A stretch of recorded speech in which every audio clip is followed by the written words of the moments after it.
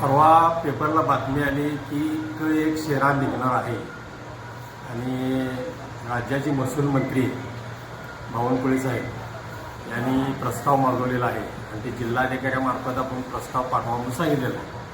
मुळात वन याचा अर्थच कुणाला अजूनपर्यंत कळालेला नाही. कारण का नगररचना खात्याचं काम वेगळं आहे आणि महसूल खात्याचं काम वेगळं आहे. जोपर्यंत जमिनीचा विकास म्हणजे लेआउट तयार केला जात नाही, विभागणी केली जात नाही, तोपर्यंत त्यावर महसूल आकारणी करणं किंवा जिल्हाधिकारी बिगरशिते आदेश प्राप्त करणं हे गरजेचं आहे.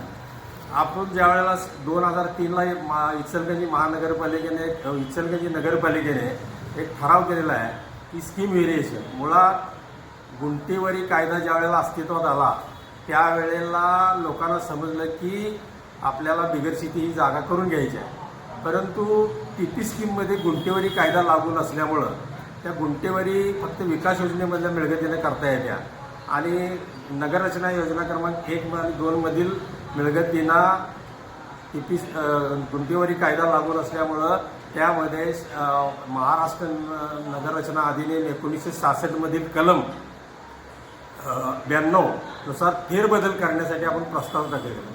ह्याच्यावर वेळोवेळी आपण पाठपुरावा केला आहे. राजेश टोपे साहेब असतील, सुनील तटकरे असतील, नारायण राणे साहेब असतील, बाळासाहेब थोरात असतील, रणजित पाटील असतील, अशा वेगवेगळ्या आणि आयुक्त असतील, संचालक असतील, याच्यावर वेळोवेळी पाठपुरावा केला, परंतु आजपर्यंत त्याला यश आलं नाही. मुळात हे विषय समजून घेणं काळाची गरज आहे. आज जवळजवळ 50-51 वर्ष झाली ही लोक आमची नगररचना योजनेमध्ये ज्या 35,000 मिळकतधारक आहेत ते आज ताटकळत बसलेले आहेत. आणि काय झालेलं आहे एक हा ज्या वेळेला शासन भूमापन कार्यालयाकडे जे काही ट्युनर आपण बघितले ब क ड इ फ ह ग यामध्ये एक हा शेरा कुठेही उपलब्ध नाही.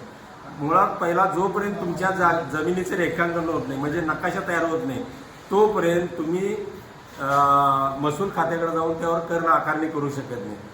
जे स्कीम व्हेरिफिकेशनचा ठराव आपण केलेला आहे त्याचा पाठपुरावा करून जागेची मोजणी करून घेणं महत्त्वाचं आहे. खाजगी मोजणीधारक सारखी इंजिनियर्स यांना आपण एक काम दिलं होतं, त्यांनी ते काम पण पूर्ण केलं, तर महसूल खात्याने सांगितले ते खाजगी मोजणी झालेली आहे त्यामुळे आम्ही त्यामध्ये हस्तक्षेप करू शकत नाही किंवा ते प्रमाणित करू देऊ शकत नाही आणि त्यामुळे हे काम रेंगाळत पडलेलं आहे.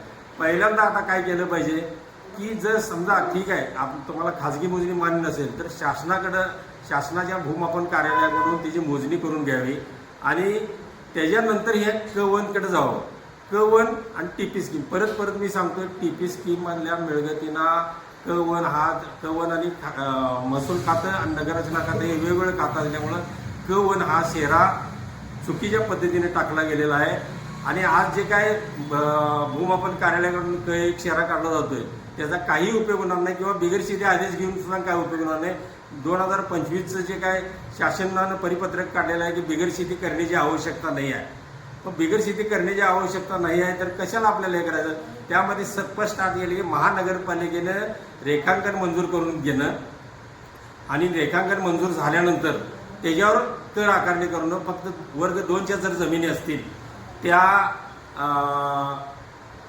फक्त कन्फर्म करून घेणं तहसीलदारकडनं आणि त्याच्यावर कर आकारणी करणं सुटसुटीत त्यांनी केलेलं आहे. आज हे क1 आणि टीपी स्कीम या आमदारांनी हा विषय समजून घ्यावा आणि मला कुठलाही राग द्वेष अहंकार नाही आहे. ह्याच्याबद्दल ठीक आहे, माझ्याबद्दल जर त्यांना राग असेल तरी त्यांनी संबंधित खात्यातील अधिकारी आहेत त्यांच्यासंगत प्राथमिक चर्चा करावी आणि चर्चेतनं हा प्रश्न लवकरात लवकर कसा निकालात लागेल याबद्दल मी आमच्या आयुक्त पल्लवी पाटील मॅडम यांनाही निवेदन दिलं आणि प्रत्येक वेळेला जवळजवळ 25 वर्ष झालं मी निवेदन देतोय, आपण पत्रकार बैठक घेतोय, तर ह्याचा काय परिणाम नाही आहे. जर लोकांना न्याय द्यायचा असेल तर ह्याचा गाढा सखोल अभ्यास करावा आमदारांनी आणि त्या पद्धतीने जर नियोजन केलं तर हा प्रश्न 1 वर्षामध्ये सुटू शकतो. त्यासाठी जर काही आपल्याला मदत लागत असेल मी त्याला जायला तयार आहे. मला कुठलाही मान अपमान हा काय माझा विषय नाही आहे.